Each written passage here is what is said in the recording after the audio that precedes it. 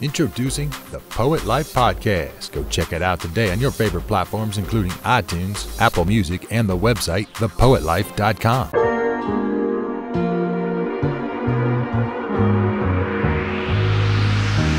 Find a way. Find a way.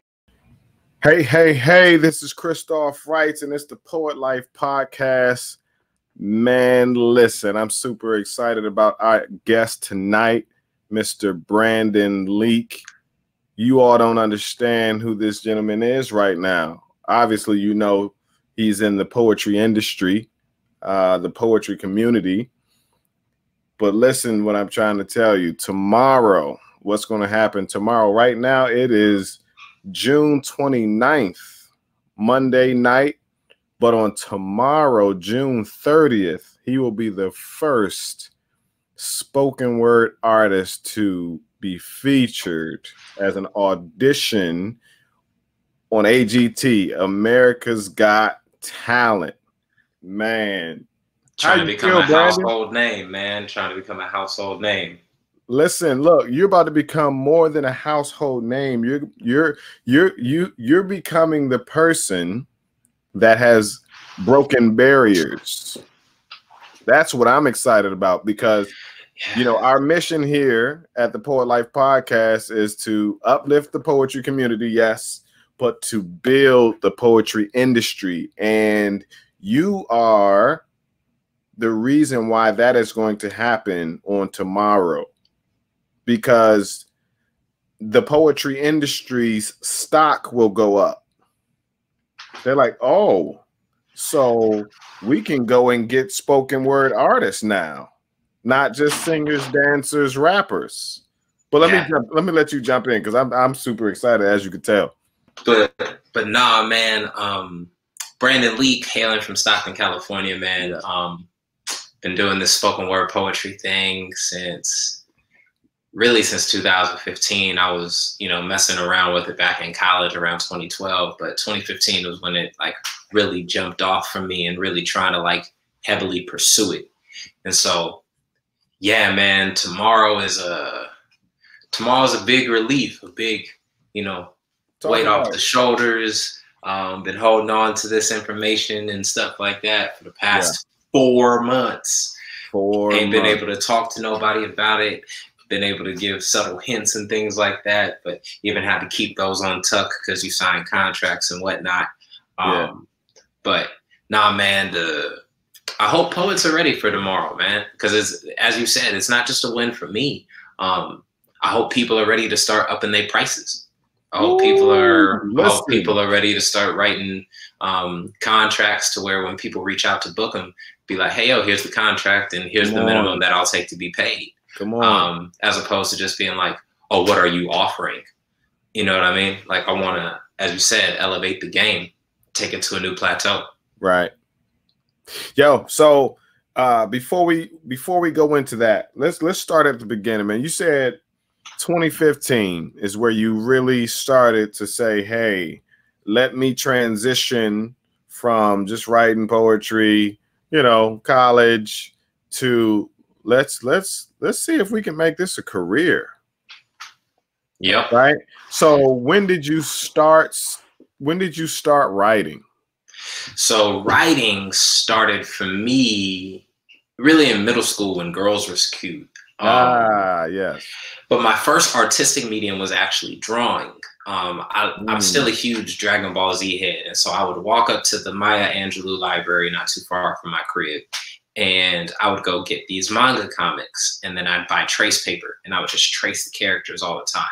Got it. And then as time went on, I started drawing my own characters, and then I started writing the stories behind the characters. Okay. And then I stopped caring about the drawings as much and started caring more about the backstory to the characters. And that was like the introduction to writing for fun, because school never gives you an opportunity to write for fun. It's always graded, always has to be formatted a particular way. Right. There's no freedom there.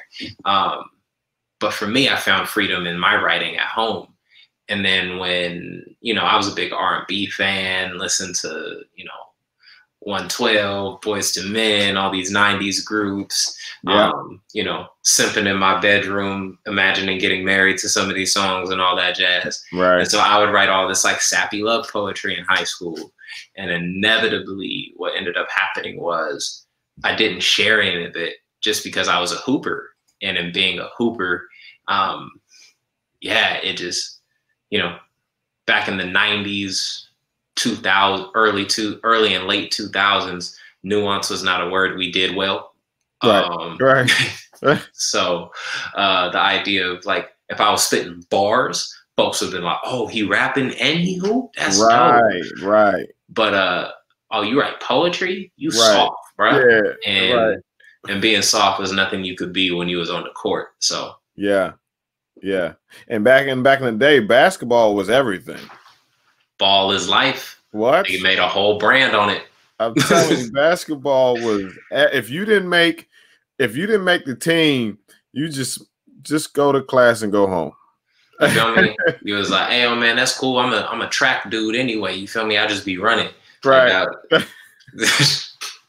Yeah. Okay. So, and then came college, correct? Then came college, man, Okay. and I kept hooping. I played Division II basketball at a private Christian school called Simpson University. Okay. And I still put poetry on tuck, and through some divine intervention, like I won't go into huge detail, but like essentially an answered prayer of $9,500 showing up into my account over the course of 3 days brought me back to college, or else I would have never been able to go back. Wow. I started dedicating more of my time to God. Yeah. And I realized that basketball just wasn't it for me. And so I finished the season, quit, and then. Well, let me jump in there real quick. Let me ask you, with the basketball thing, was it because you knew that you weren't going to the NBA and you're ambitious to the level of like, all right, if I'm not going to the NBA, let me just go, you know, am I stopping now because of that? Or why'd you stop playing basketball? Man, to be honest with you, like I'm the type of person who I don't care if I lose if I know the reason why I lost. You know what I mean? Like if somebody was just better than me. But like my first year there, I didn't get a lot of playing time because I was a walk-on to the squad. And so they had people who they had on scholarship who they was paying, and they're like, yo, we got to kind of play these people, but you're good. So we're going to definitely put you on scholarship next year. Right. That coach leaves. Then a new coach comes in and brings his 2 kids. And I play the same position as one of his kids. And then not only that, but one of my really good friends who I was already competing with for a spot, he was on the team. And so I was like, all right. And like I gave my entire existence to hoop, and to just not see the benefits or the rewards of what I was grinding for really disheartened me. And it made me question like, yo, Brandon, as you said, like, what are you working for? Is basketball the legacy that you want to leave behind? Right. Or is there something more for you? And I began to examine it because it's like, yo, man, like I did research. I'm like, how much do European players make? Like, not like top level European players, like average European players. Right. And how long do they play? How long do they play? Do they get traded often? Because once you're on a team, you're essentially an asset that could be moved at any point, at any time. And that's you could be comfortable in a city, and then next thing you know, oh, yo, fam, like we appreciate you, but I know you're here in Milan, Italy, but we sent you over to Russia because they were going to pay you more. No, you can play one game, and then they say, no, this is not working out. You feel me? I have a family member. Yes, I completely know. Yes. So like dealing with that as well, I was like, man, is this worth it? And then like something that a lot of people don't think about, in order to get drafted, you have to be in the top 60 in the world. Right. Like top 60 in the world. In the world, Craig. And I'm like, that is crazy. Right. It's not like football, because football is not played everywhere. Yeah. You know what I mean? Like football, you get it in Canada and the US and then in some parts of Europe. I'm like, but they also have like 300, 400 people who get drafted a year. Yeah. You have 60 spots for a game that's played in the slums of South America to the most pristine areas of Africa.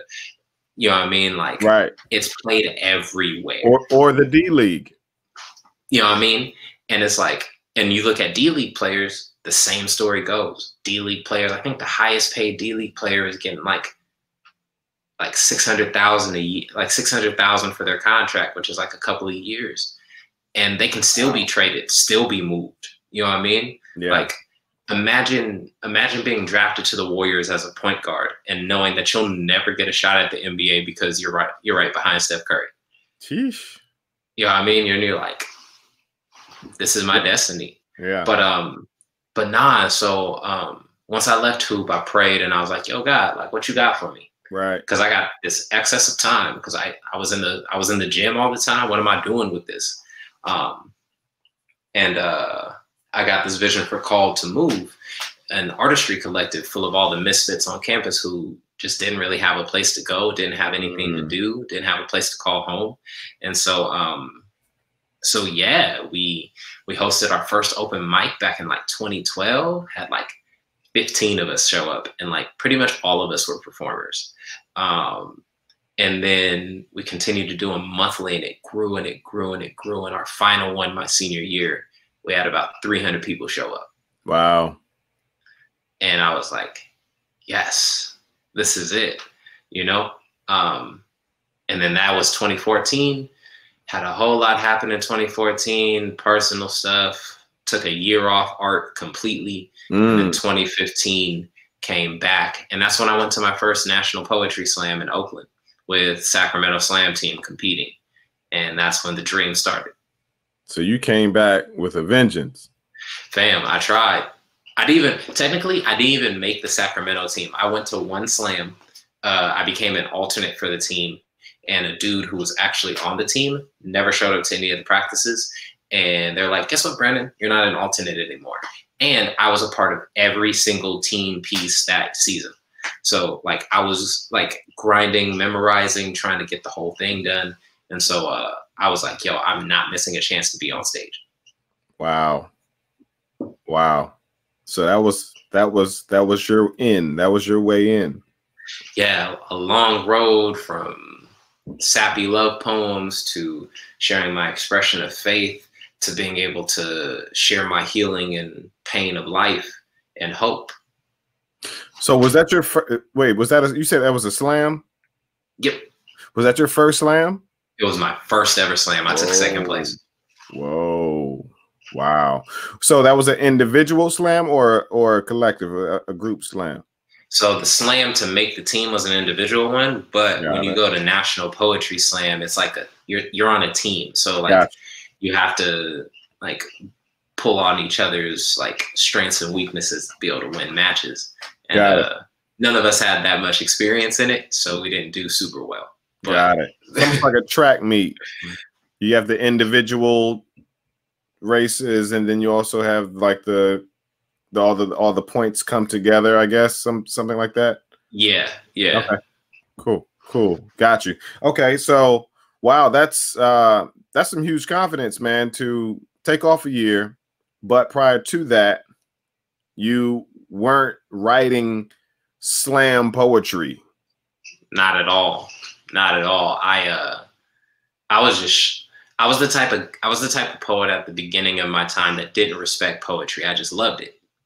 And there's a difference between the two. Right. Because I loved it because I loved the fact that it gave me a voice. I was able to share my emotions, my feelings. In 2017, I really started to respect it, meaning that I studied it. I looked at it and I examined other people's strengths and weaknesses and figured out what my strengths and weaknesses were. And there's two schools of thought. You're either in the school of thought where it's like, yo, I want to only focus on my strengths and build on those. Or you're in the school of thought that like, I'm going to turn those weaknesses into strengths and improve my holistic person. And I'm in that second lane where I'm like, yo, I'm not necessarily like the best wordsmith. How do I improve on that?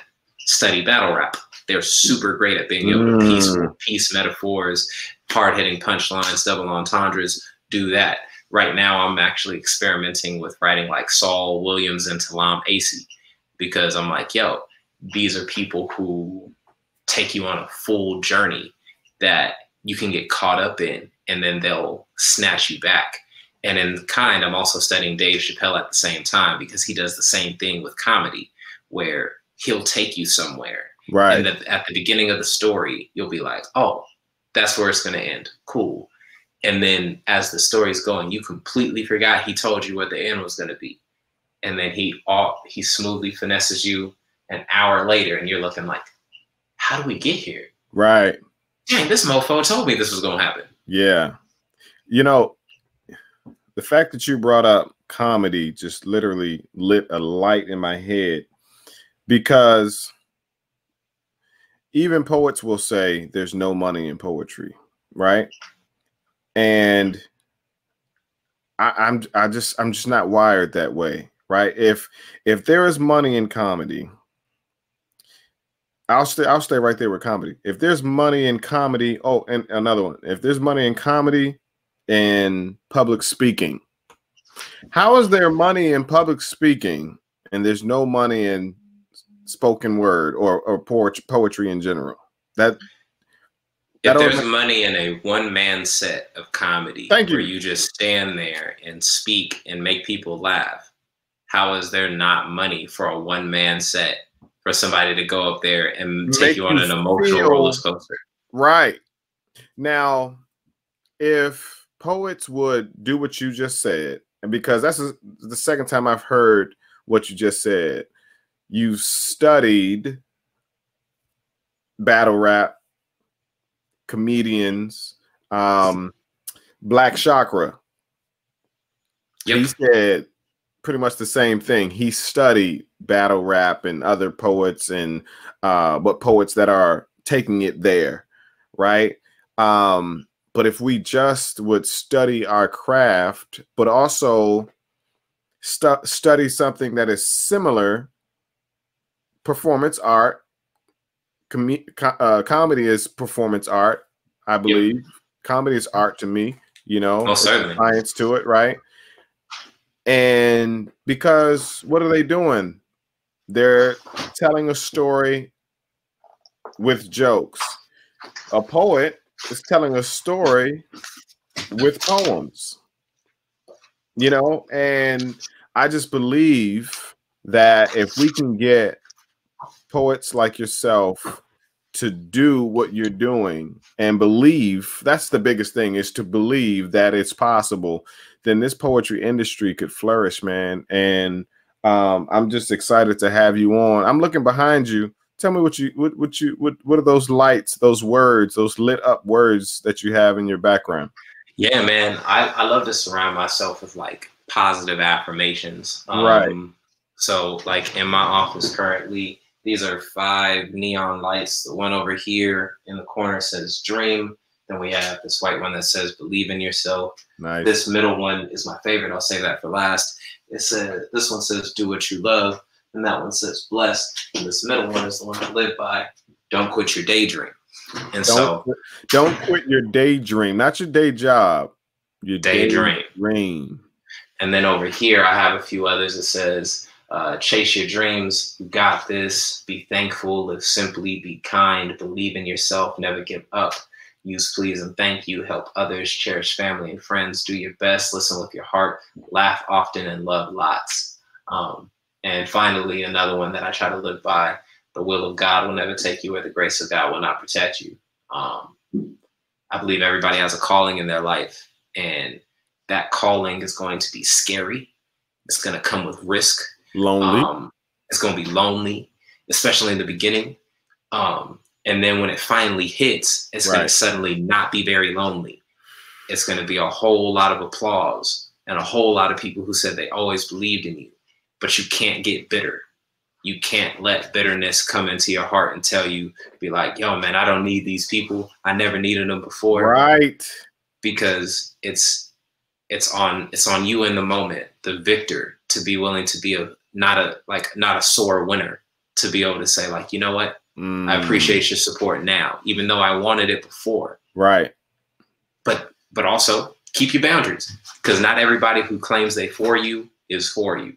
Right.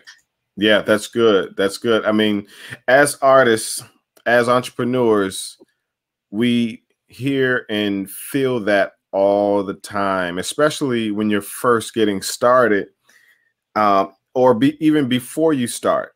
You're like, man, I have my family, I have my friends, my fraternity brothers, my sorority sisters. I have a huge network. It's nothing for me to start strong. But when you start, and it may be that way, like if you're starting an event planning business, right? And your first business, I'm sorry, your first event went over well. Like everybody came out, they were super excited. And then you're like, oh man, see, I knew it. And you're trying to put on events after events after events.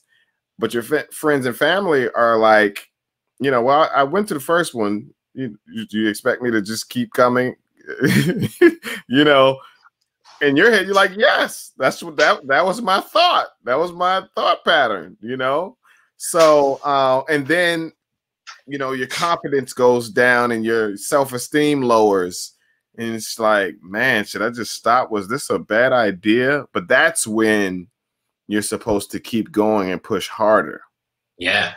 And to take off that, actually, I'll jump in a little bit to the whole AGT thing. Right. You go. Yes, go. Because I tried out for America's Got Talent the first time in 2017.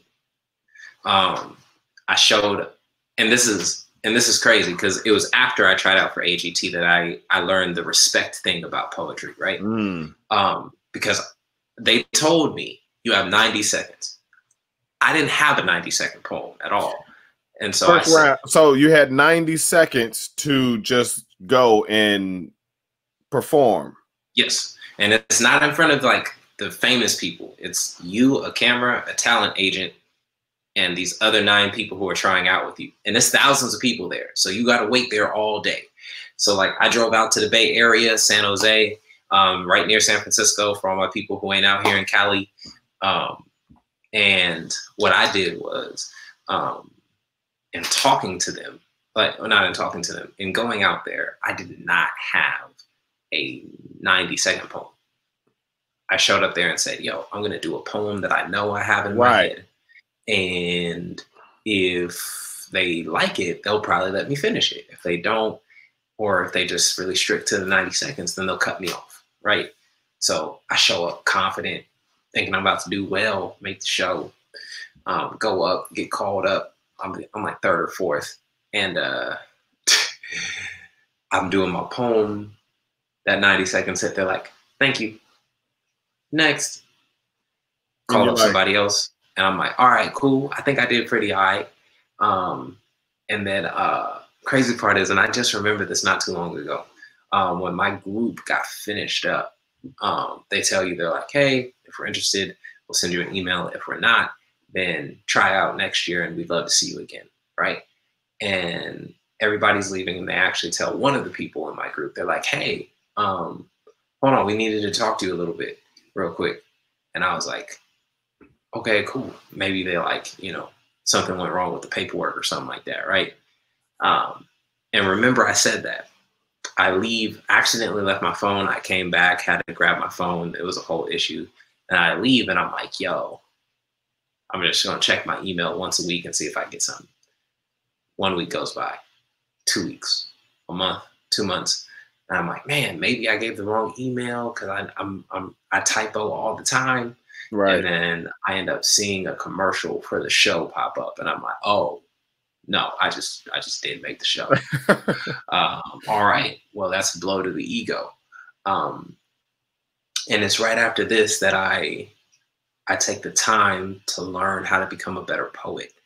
And I write my best body of work I ever written, entitled Deficiencies, A Tale from My Dark Side. And I go on tour, 150 shows in 10 months, traveled around the world, went to New Zealand, Canada, Mexico. Before you jump into the tour, hold on 1 second. What group were you in? What group did they put you in at the show? In 2017. In 2017, they threw me with a bunch of singers because I was the only poet who showed up. There you go. That's what I was trying to get to. Okay. All right. So how did that feel? Oh, being around a bunch of singers? But not having your own group. Man, not having my own group. Well, to be honest, yeah, okay. To be honest with you, it felt normal because being a poet at that time for me, I had done so many shows where I was the only poet in the room. And people always knock it. Like people always like, oh, you do poetry. Oh, that's cool.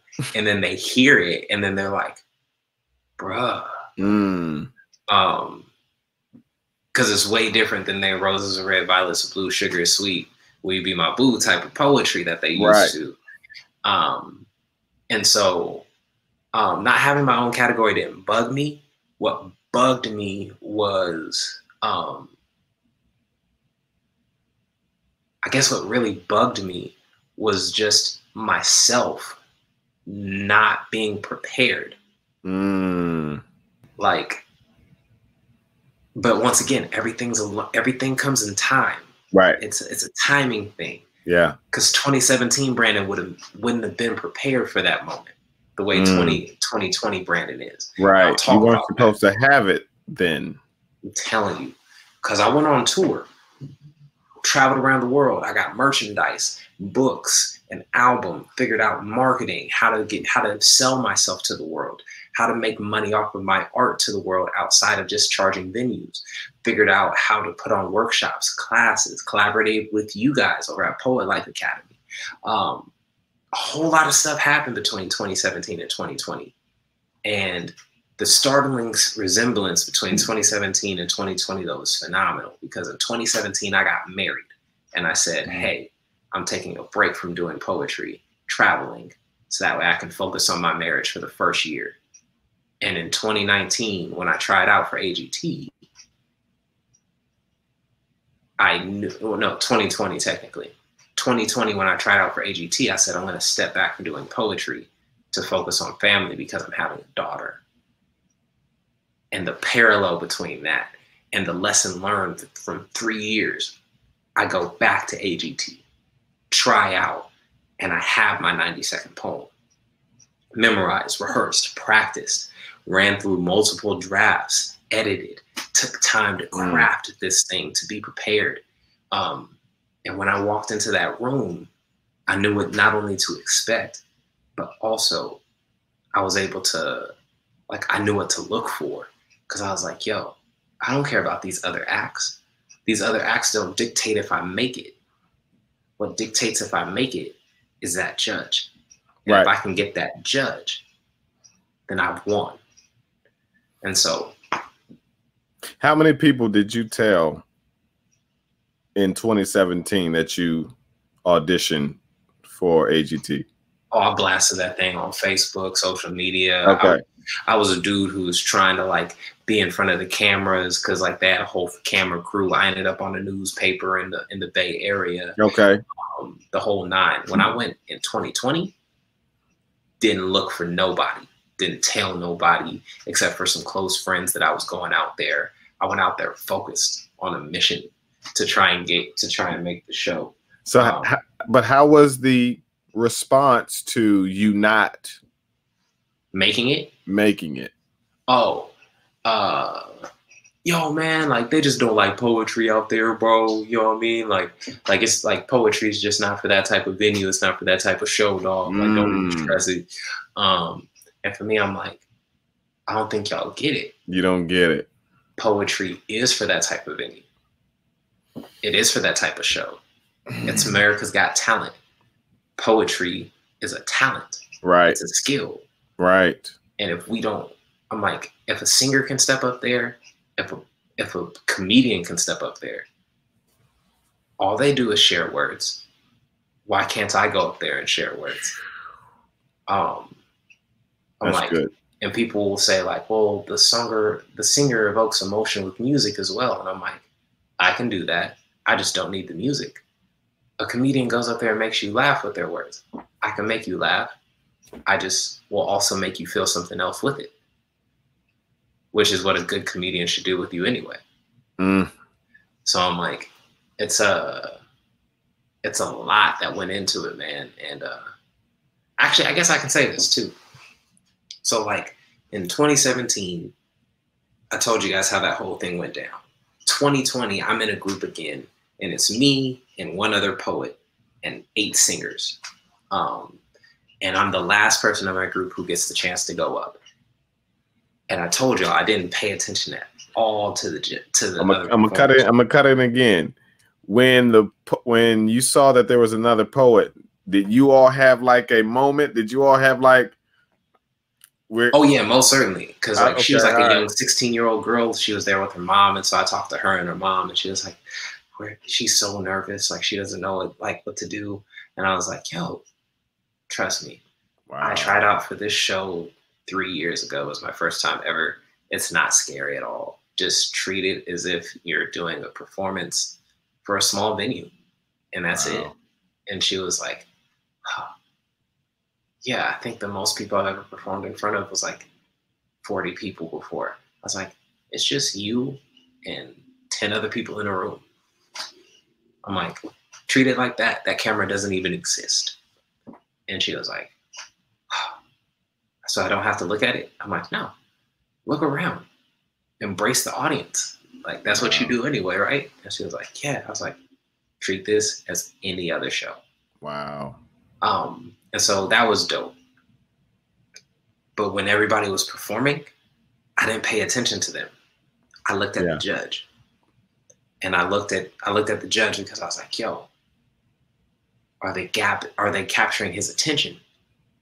Are they captivating him? And they weren't.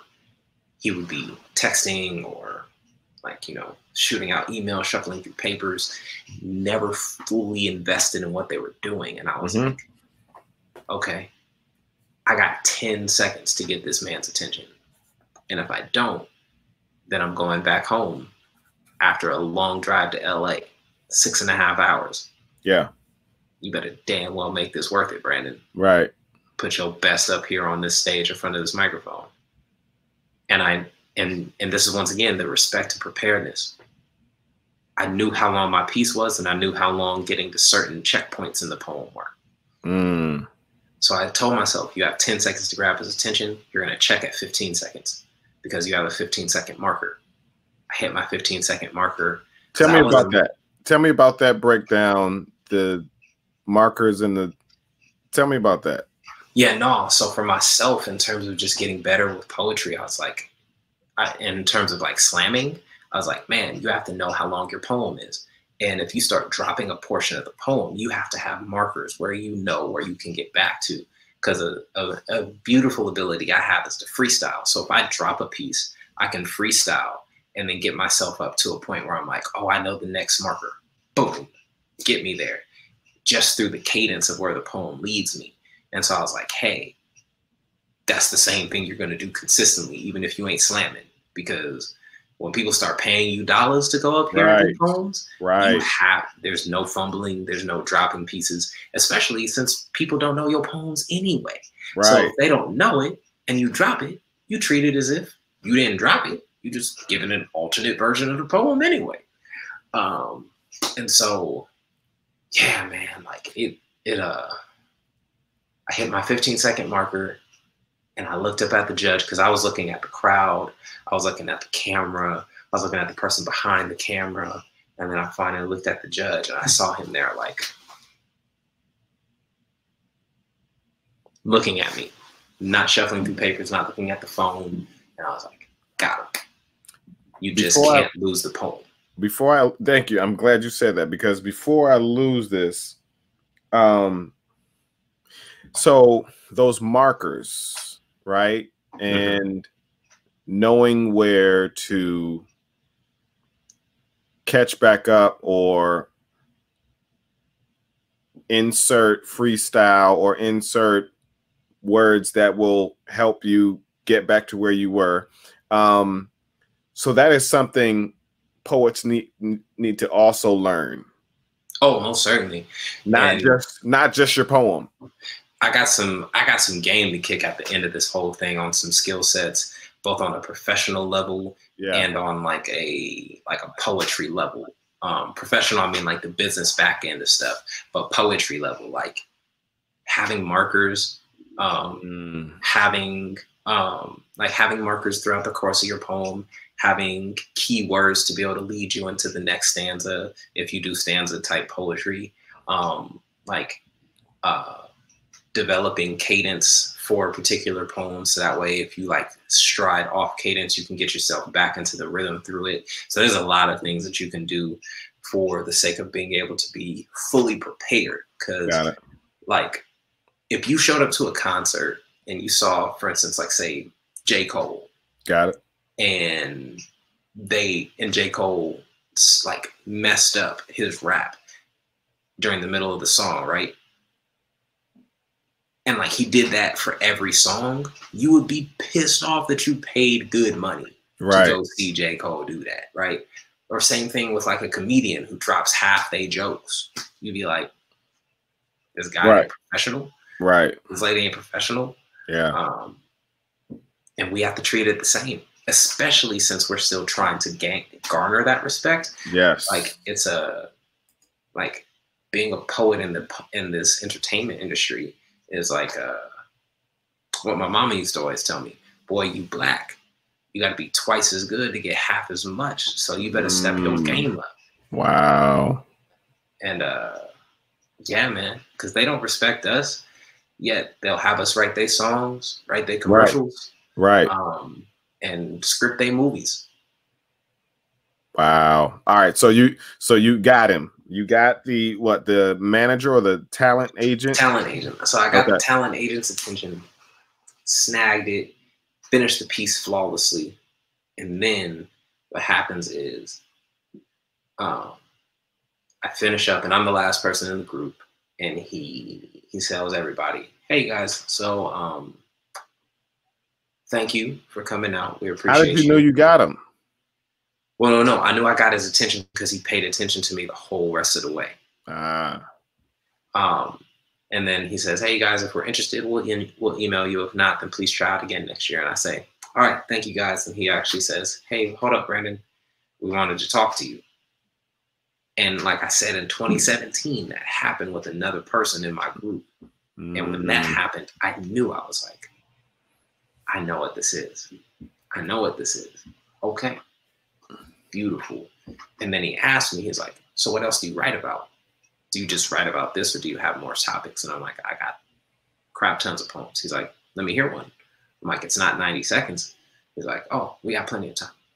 Just give me one. Ooh, that felt good. And so I was like, give him a poem. He's like, can you give me another one? And I was like, yeah. Gave him a poem. He's like, so what bag do you go in? What he wanted different genres. So I was trying to give him a different feel of like the holistic feel of what I provide. Gotcha. And at the end of it all, I ended up doing like the initial poem plus 3 more. And he looked at me and he said, well, if we're interested, then you'll be hearing from us soon. So that's another thing. That's another thing. You gotta keep bringing up pockets. Oh man, you gotta have artillery. You gotta have bullets in the gun. Because and this is one of those things where once again the respect of the art form kicked in. I didn't have to whip out my phone. I didn't I didn't have to read nothing to nobody. I respected the craft enough to have enough memorized up here to where I was like, yo, if necessary, I can kick another poem. If I don't feel good about this, I can spit another piece. Yeah, like it was beautiful. Not just another poem, but another poem of a different genre. And so having deep pockets is beautiful to have because it gives you the flexibility to be able to respond to a crowd. Some game that a mentor of mine gave me, he was like, Brandon, you're phenomenal at educating people. He's like, you're an educator by nature. That's why you're a teacher. sometimes you're a crappy entertainer, bro. And I was like, what? And he was like, dog, we are entertainers and educators. You have to entertain these people. So you got to give them something. You have to give them some levity in the midst of your set. If your set is just dour and sad and angry the whole time, folks ain't going to want to watch that all the time. Oh my God. Folks ain't going to want to watch you for a whole hour be depressed. He's like, folks need some breaks. And he's like, and that's not even reflective of you, Brandon. You have a joyous life. You have more factors to you than just your pain. Yeah. That's good. You just can't have 30 black poems. We need them, yes, for the movement, and we need them, but that can't be all you do. No. You know, you gotta be more than that. Or just for the ladies, or just for the whatever. You gotta be wide open with it, man. But you just said something as well. You said who was that? You said your friend, a mentor of mine. He mentor prefers to remain anonymous, but okay. Now, general mentor or poetic mentor? Got it. Poetic mentor, right? So you respect him enough, and he knows that you do, and you're humble enough to receive that he just told you that you're a crappy performer. Oh, yeah. Sometimes. Yeah, and I went and watched one of his sets, and like a form of poetry that I'll probably never really get into is erotic poetry. You know what I mean? Like that's what happens in my bedroom between me and my wife. Don't nobody else need to know about. Right. But like he had this really funny erotic poem, but that's his personality. I was like, dang, that's what he meant by that. Okay. So that inspired me to write a poem about game night at my house and how competitive it gets. And it's just a funny poem. And like you would never know it was about game night until I finally break the layer of ice. I build up this really beautiful tension in the poem. It's phenomenal. It's like the only good funny poem I wrote. But here's game number one I'll kick to you. For all of our listeners out there, when you start writing a new genre of poetry that you're not used to, be prepared to suck at it in the beginning and be okay with sucking at it. Ooh, that hurt. I have like 30 crappy funny poems that I wrote, and people would be like, yo, you got writer's block? And I'm like, no, I'm just not writing well. There's a lot of people that can't get past that stage. And you got to. You have to push past it. Look, there's a lot of people that want to grow out their beards, but can't get past the patchy stage. Man, I'm telling you. And you got to be patient with it.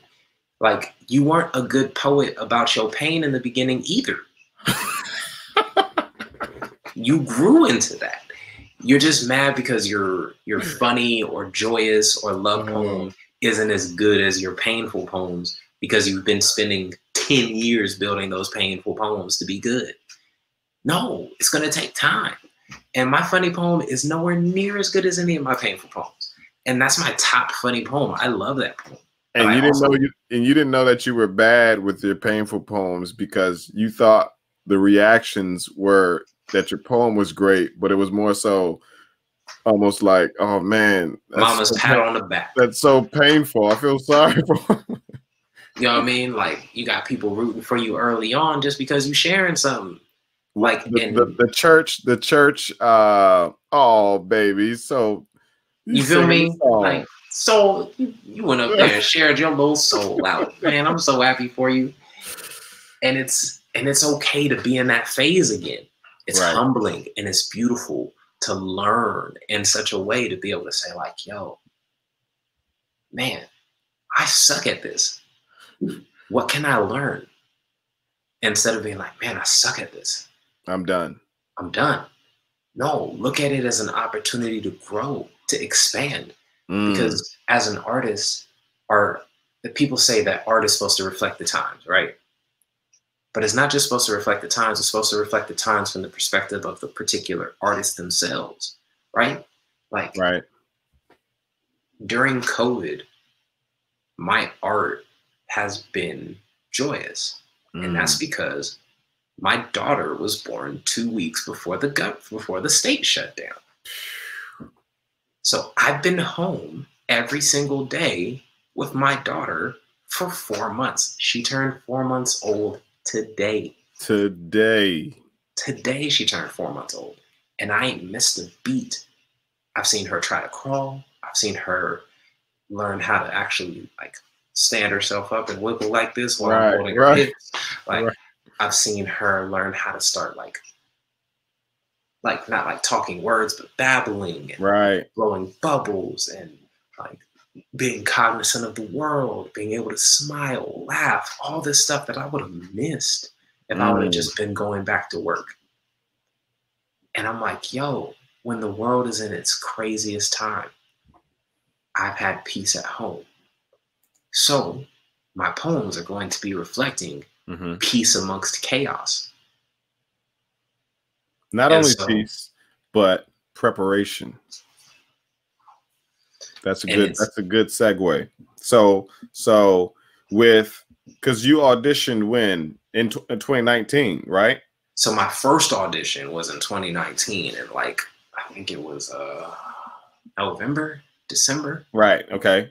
And then like the audition that you guys are gonna see on television tomorrow was done in March. Got it. So there's an audition before the audition that we see. Oh yeah, the one that I did the first time in 2017 and the first one I did in 2019 leading into 2020. Yeah, that's when thousands of people show up. That's the weeding out process. That's when you get all the crappy people who think that they're really good in their hometown who show up and then realize, oh, like there's really talented people in the world. The same idea of like the basketball thing where it's like, yo, like I'm dope in my hometown, but only 60 people get drafted a year. Yeah. Of the whole world. Like people think that America's Got Talent is only American people. No. When I tried out, I met people from Brazil. I met people from Paraguay. I met somebody who came all the way from China, didn't even speak English, but came with a piano. Like they bought a piano in California that they're not going to take home with them. So that way they could play it at America's Got Talent. I'm like, so if you think you're going to show up here like I did in 2017 with this hacked poem and just be like, oh, cool. Because those people that you just mentioned, they didn't have the money. Their family, their friends, their church, they've scrounged up money and say, this is your flight, this is your hotel, here's the money for the piano. Now go make it happen. There's so much desperation. And do it for all of us. So much desperation. Like it's this or bust. It's like literally. Like I met a group who came from the Ukraine. It's like 12 of them. You know how much 12 flights cost? You know how much a hotel for 12 people runs, or an Airbnb, or how uncomfortable it is to rent a whole Airbnb and then you guys gotta like split beds, sleep on floors, couches. You gotta eat inexpensive. All we see is the audition and the 3-minute audition. You feel me? And they came to LA and they in LA broke. Like people think, oh, you're in LA, that must be so fun. LA ain't fun if you broke. You out there watching all these people, like ain't able to go have no fun. Ain't no Disneyland for you in LA if you broke. You came there for a reason. You feel me? You came for a purpose. And it's like, yo, I came here broke. I'm not leaving broke. I'm not leaving broke. And so that's the second piece of game I'll give folks. fam, you got to have a hunger to you. And this is something that, like, I love Eric Thomas, Dr. Eric Thomas. Right. He preaches this. Yo, fam, like, you can acquire the skill. You can acquire the knowledge. But you can't acquire the drive to apply it. That it's got to be here. It's got to be here. And if you're not hungry, show up to LA and go to a diner and ask the waitress what they do. The waiter or waitress will probably tell you, oh, I'm an actor. I'm an actress. I do music. I'm just here. I'm just doing this job because, you know, I got bills to pay. Yeah. They were hungry. And if you think you're going to show up just because you're talented and walk into a room where more than likely somebody who already knew somebody showed up and you trying to compete with just pure talent, you got to have a drive behind you, especially if you ain't got the connections. I'm from a small city. Like, Stockton is not known for artistry or anything like that. So I don't have connections with people. When I go to LA to go do a gig, I'm the unknown guy in the room. I have a point to prove. And if I don't prove my point, I don't get booked again. So I have to have a hunger to outperform everybody in the venue, because it's like, yo, you guys get to schmooze and connect and do all this stuff that I don't get to do. Yeah. So I have this moment right here. I have these 5 minutes. In this instance, I have this 90 seconds to show you. Know what? I think so many poets also miss that is our superpower. The fact that there were only two poets, yourself and that 16-year-old girl, that's a superpower. Like that makes you stand out if you're prepared. Easy. Right. You know what also is a superpower about this too? Being a poet who's going to go up there, I get to share my story. Like, the only thing that people get to bite on to these other acts is the little previews that they give you beforehand. You not only get that from me, but you learn about me from the work I put on stage. Tell me about the whole documentary short that they do on you when it's your turn. How did that play out? Oh, man. Did you do some acting? No acting, really. Okay. You know, they just do the B-roll stuff that you always have to do for shows, walking around, pacing. This stuff happens like hours beforehand. But the people don't understand the labor that goes into it. I'm talking about, like, I showed up to start filming for my episode that's airing tomorrow at 8 a.m. I didn't see judges until 5 p.m.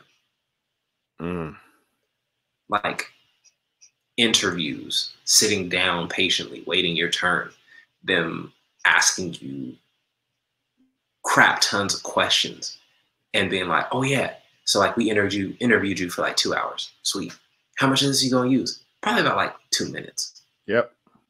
And it's like, why? They're like, well, we just need it.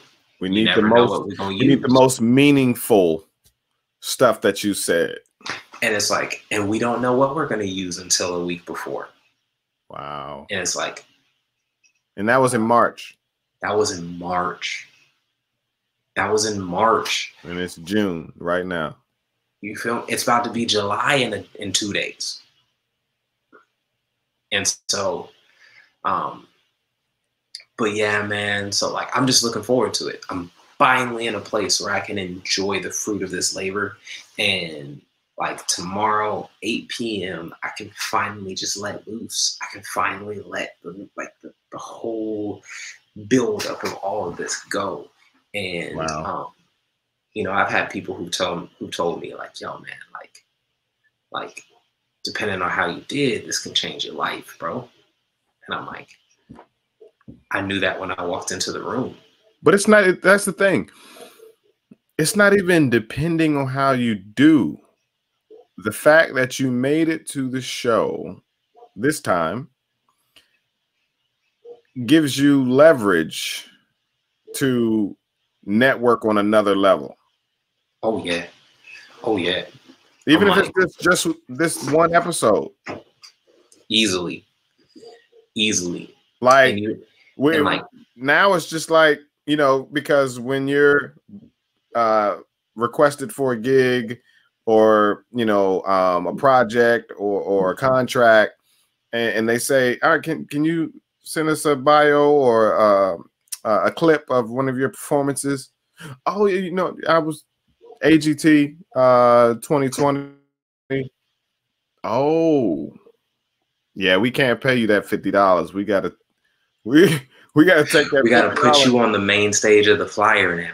Oh, you know what I mean? Man, because they gotta put AGT, America's Got Talent, Brandon Leake, forever now.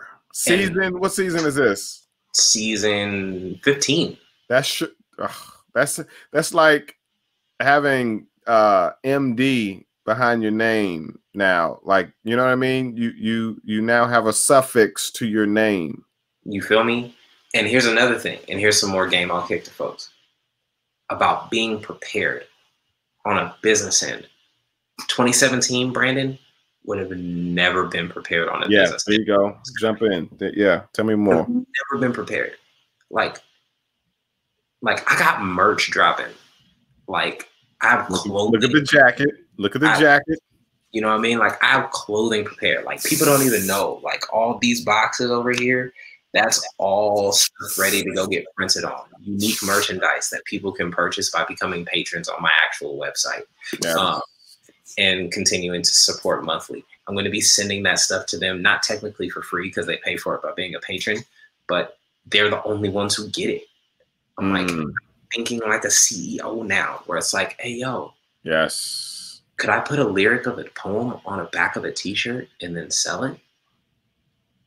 Yeah. Yeah. Why not? Or, yo, I didn't even have a website in 2017. What's your website? My website is www.calledtomovectm.org. And so I'm like, now whenever somebody Googles me, the first thing that pops up isn't some news article, isn't somebody's, you know, featured set about Brandon or whatever. It's my website, my content. You will find it, you will see me, and you'll see intentionally what I want folks to see. CalledToMoveCTM.org. Yep. So yes, as you guys are growing, continue to see how you can build yourself mentally as a business person, because it's not even just the merchandise. How are you going to market yourself? Do you understand how the more gigs that you've done, it builds a catalog for you to be able to demand more financially? Do you understand that certain stages are worth the ability to do for free? Like, I did a show opening up for Lecrae, like a very large Christian artist. They couldn't offer me anything because they paid him all the money they had. But they had 10,000 people in the room and gave me a free merchandise booth. I've never sold more merch than when I sold that night opening up for that man. If I only sold to 10% of the audience, that was 1,000 people. I charged $10 an album. Do the math. Right. That's $10,000 if I sold to 10% of the room. So you literally did not just go and get on the show and perform your poem and say, I'm going to be on the show, and I performed the poem. When you got on the show, you made sure that you were prepared on the back end with website, social media. Tell me about what you had to do for your social media. Man, social media was a beast to try and get prepared for this, man. You have to focus on what you want people to know of you as a brand, because inevitably becoming an artist means that you become a brand in a sense, and that can feel dehumanizing in a big way, where it's like, man, like, I'm more nuanced than this, because people are going to throw you in a pocket. They are. Yeah. That's just, that's a natural thing that people do to try and make things easier on themselves. And so I was like, yo, I'm not going to put anything on social media that's off brand. Meaning, like, and usually I don't do anything that's off brand because my art is just reflective of who I am as a person. But right. For instance, I'll give an example.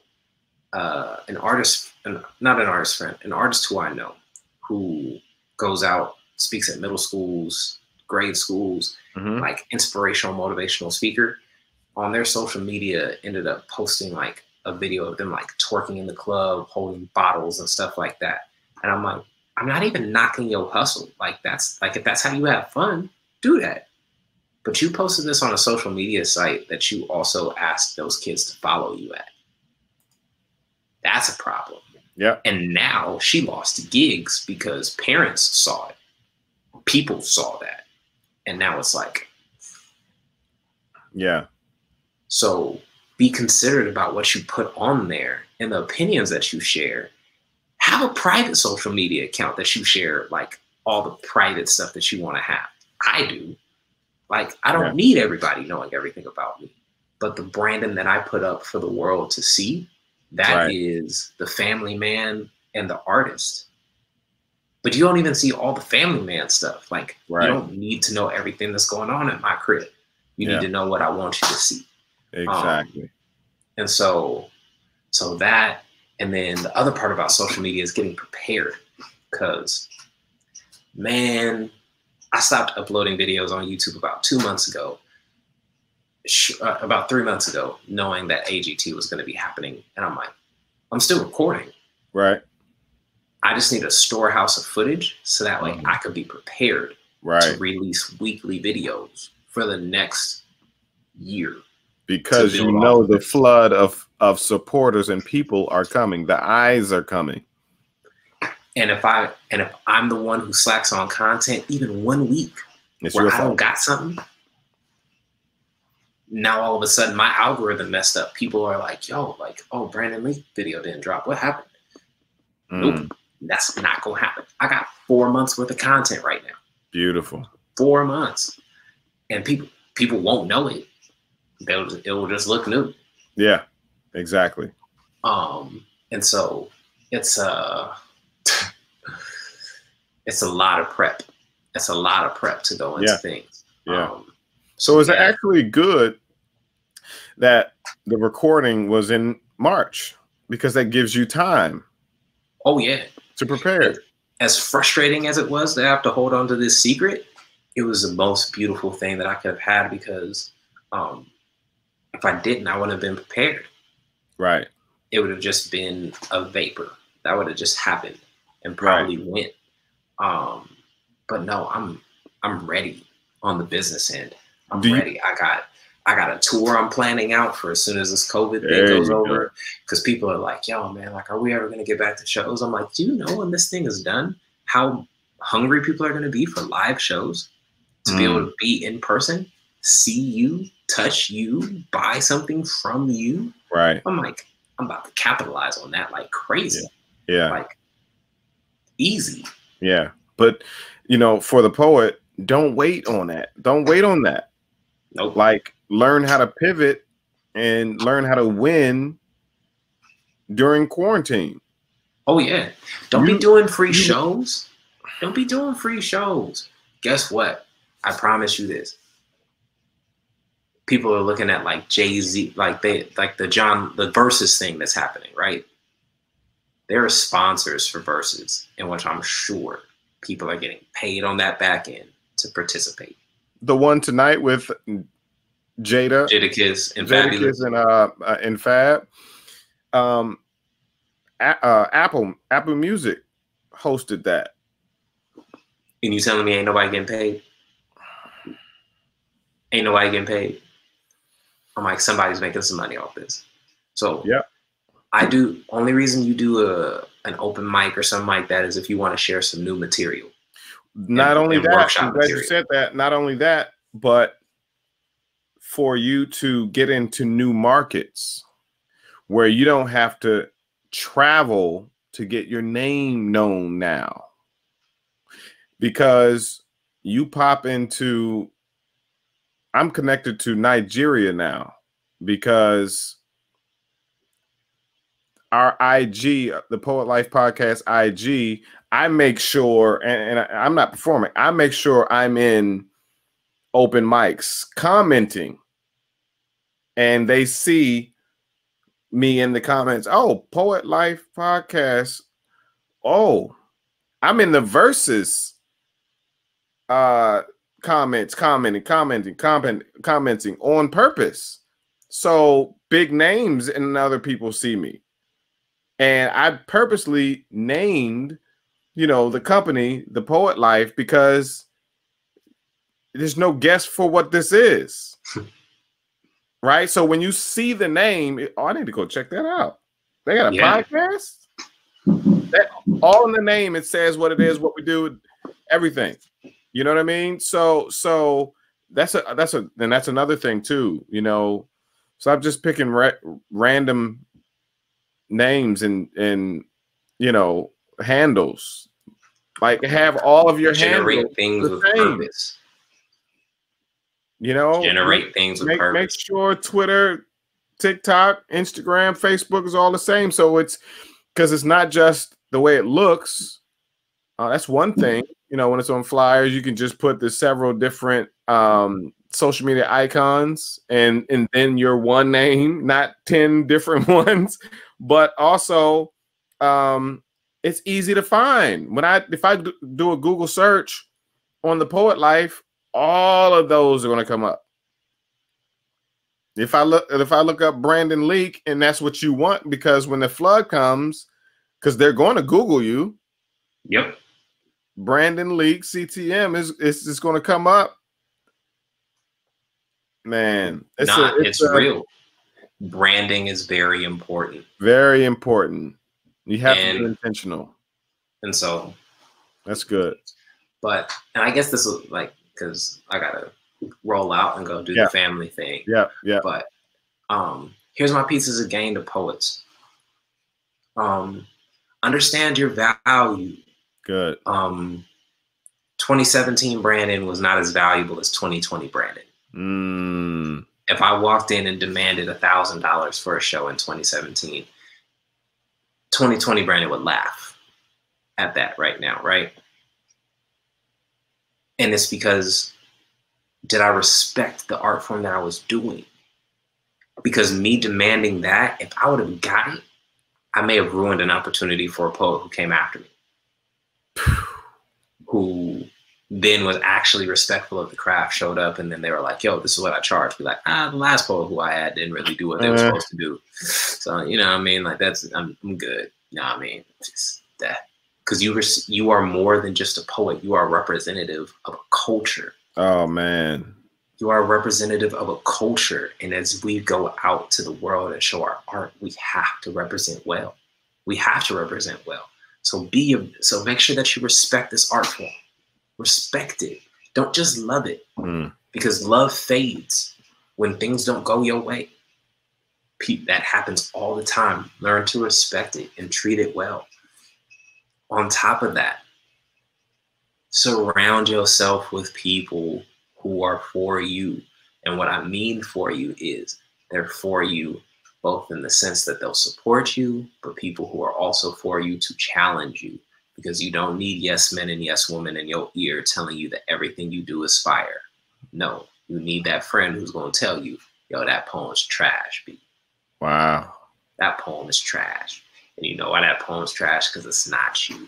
Or you just didn't do a good job writing that thing. It doesn't mean that it's not worth something. Because people don't even realize this. I have so many poems in my phone. I built an entire poem out of scraps from bad poems. Because there were so many good lines in these bad poems. I was like, oh, I like that line. Whoop. I like that line too. Whoop. And I crafted a whole poem off of it.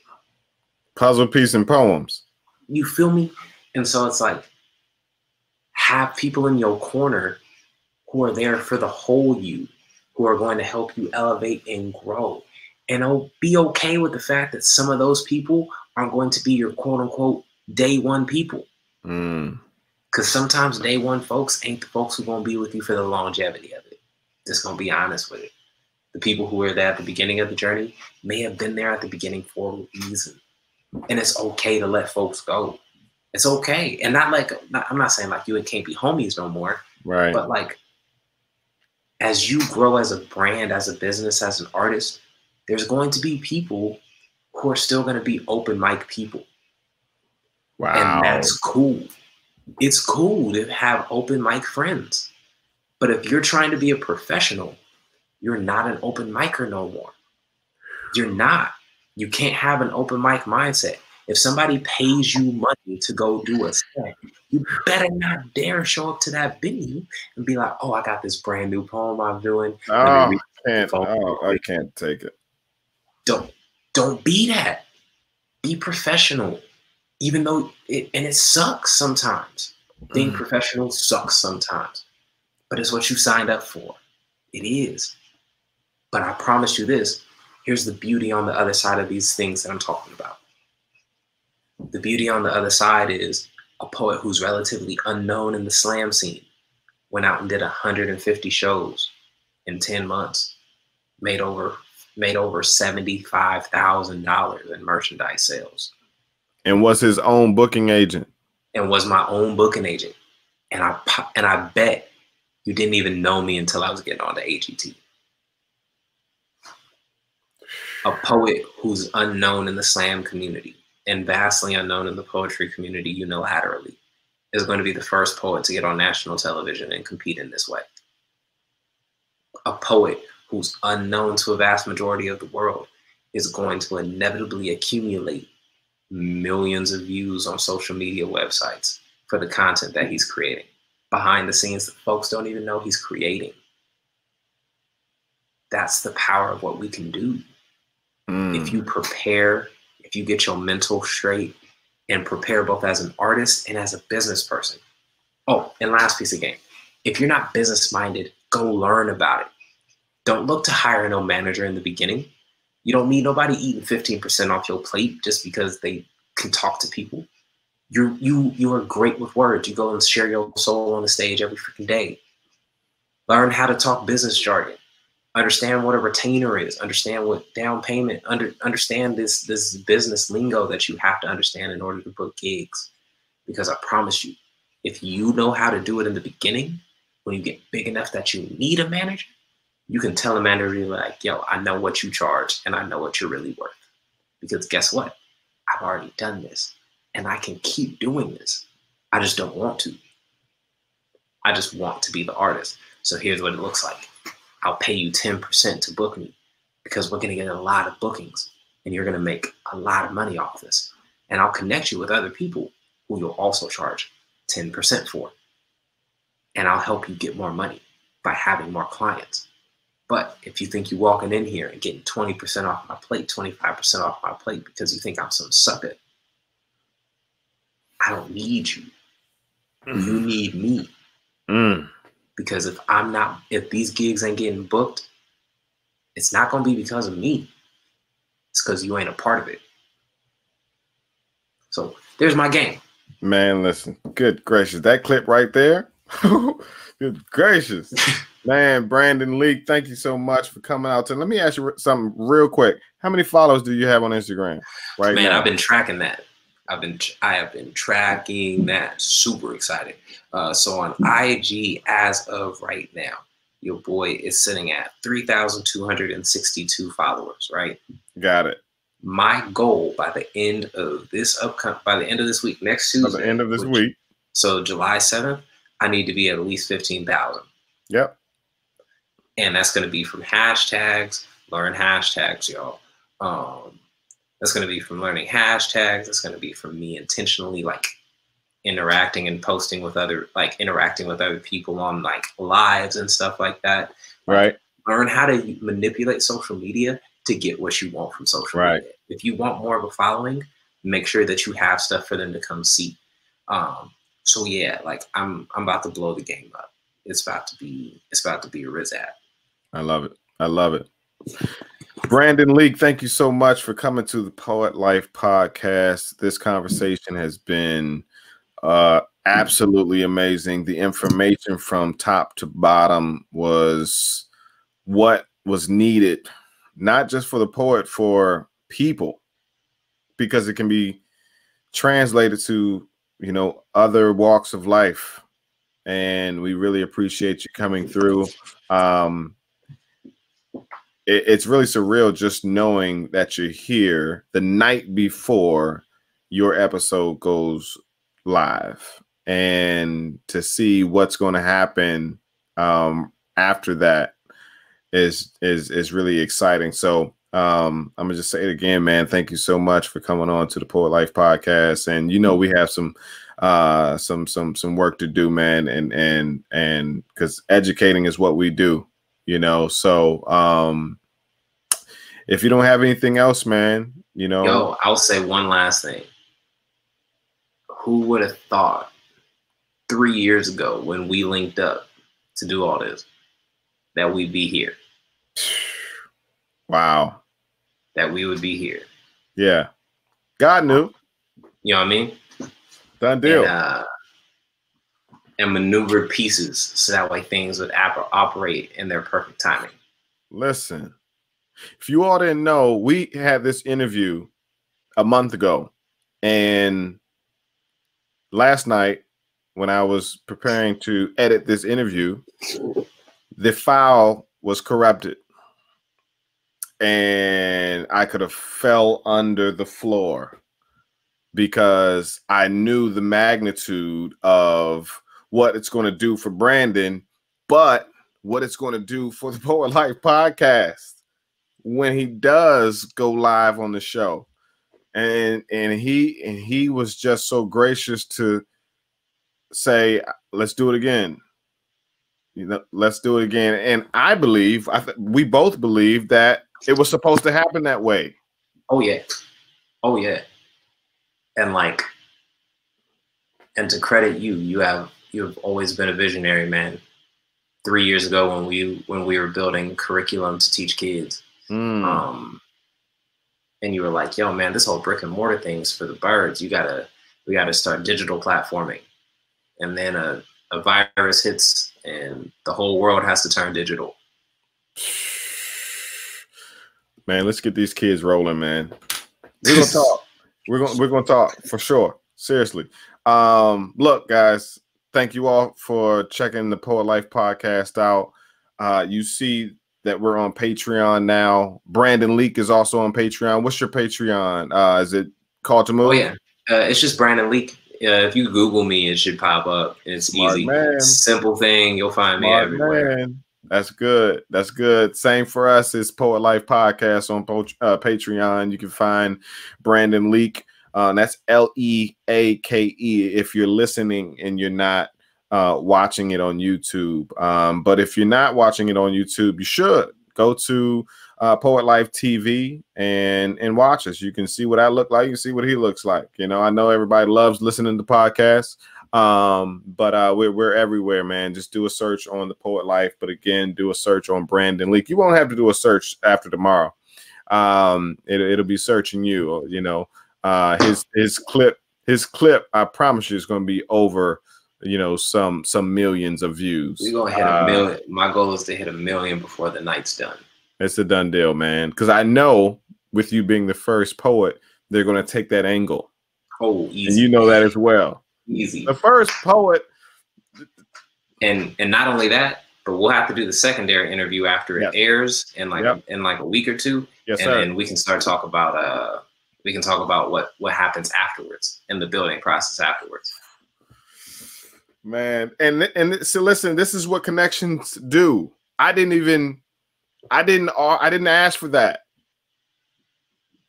This is a whole nother episode. You know what? Let's get off because love you, dog. About to go highlight the baby. I appreciate you. This is the Poet Life podcast. Watch him June 30th. That is, well, in my time, Eastern Standard Time is the day. It's 12:30 a.m. So today you go live today. I'm super excited. What time does it start? And 8 p.m. no matter what time zone you in. Oh, really? They do that now? Yep. Okay. Oh, okay. And what I don't really watch it like that. So what's it's on NBC. So channel 3. If you got Hulu, it's on NBC. So whatever NBC you got, it's gonna be on there. And awesome. then if you end up missing it, then it'll be on YouTube the day on after. their Facebook page, right? Yep. Facebook, YouTube, Twitter, the whole 9. It's gonna be everywhere. Love and it. Tell you, man, let's go. It's finally kicking in. Love it. Nah. Thanks, man. I appreciate you. Go.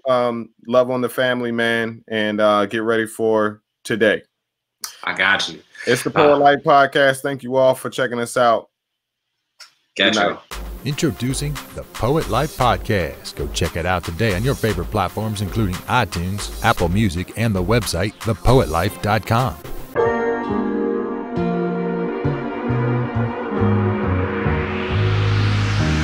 Find a way, find a way. Ain't get no time now.